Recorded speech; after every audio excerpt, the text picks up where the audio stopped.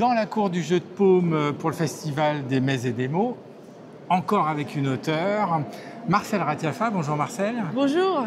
On va parler de la street food. C'est quoi la street food en bon français? Quand même, on est quand même à la cité internationale. C'est cuisine de rue. Alors, ça ne veut pas dire tout à fait la même chose en anglais, mais parce que nous, en France, on n'est pas hyper fort pour la cuisine de rue. On en a aussi. Ouais. Et là, c'est un tour du monde à la fois historique et culturel, où il y a évidemment des recettes et qui donnent très très envie de manger, vous allez voir, quand vous allez feuilleter le livre. Déjà sur l'angle, il y a de la couleur. Voilà.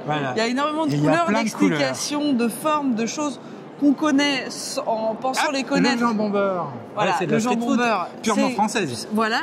Et en fait, d'où vient la baguette, d'où vient le jambon, d'où vient le beurre, comment est né ce sandwich, est-ce qu'il est né au Halles, est-ce qu'il est né dans les beaux quartiers, c'est tout ça qu'on essaie de démêler dans ce livre. Beaucoup d'histoires et dans la langue française aussi. Puisque être un jambon beurre, c'est peut-être un bon français.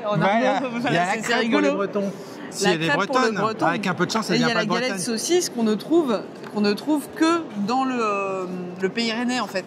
On dit toujours que c'est breton, mais non, c'est juste le pays rennais.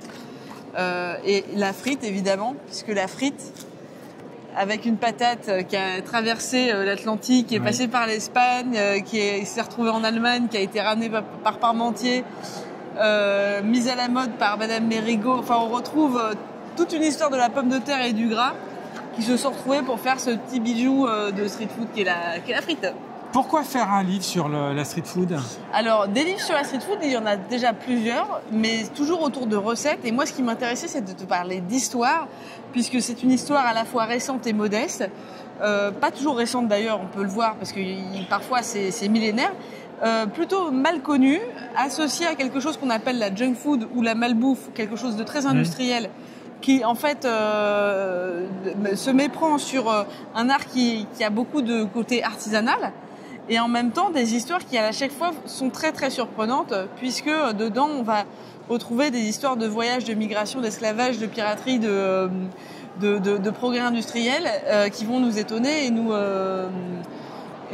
montrer que en fait il n'y a pas beaucoup de frontières dès qu'on parle de cuisine.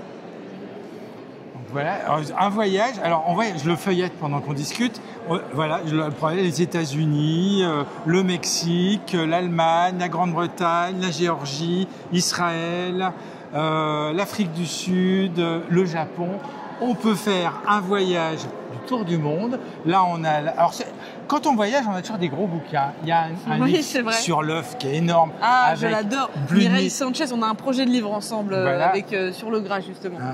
Un livre qui a été coécrit par Mireille Sanchez et Cyril Ruquier-Prévost. Et voilà, on a des gros livres et on peut cuisiner. On a les recettes.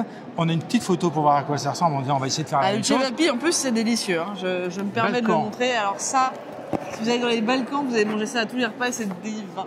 Il y a des petites illustrations. Oui. C'est toi qui les as faites, les illustrations? Non, ce sont des illustratrices espagnoles qui étaient très inspirées par le sujet. Mais oui, c'est un sujet qui est à la fois pop mais très culturel, comme le corniche pasty, qui est très clairement issu des mines de Cornouailles et qui, avec les mineurs formés en Cornouailles, ont voyagé jusqu'au Mexique, jusqu'au Canada, de manière assez étonnante, en gardant cette forme-là qu'on va retrouver dans le pastel, dans l'empanadas, le chausson qui est bien pratique à mettre dans la poche, puisqu'il ne file pas. Voilà. Venez au Festival des Mets et des mots, il y a une librairie et vous pouvez trouver ce livre et plein d'autres. Et vous pouvez rencontrer les auteurs, certains sont là aujourd'hui, il y en a qui sont encore là demain, il y a des dédicaces. N'hésitez pas, merci pour cet échange Marcel et bonne continuation. Merci Christophe.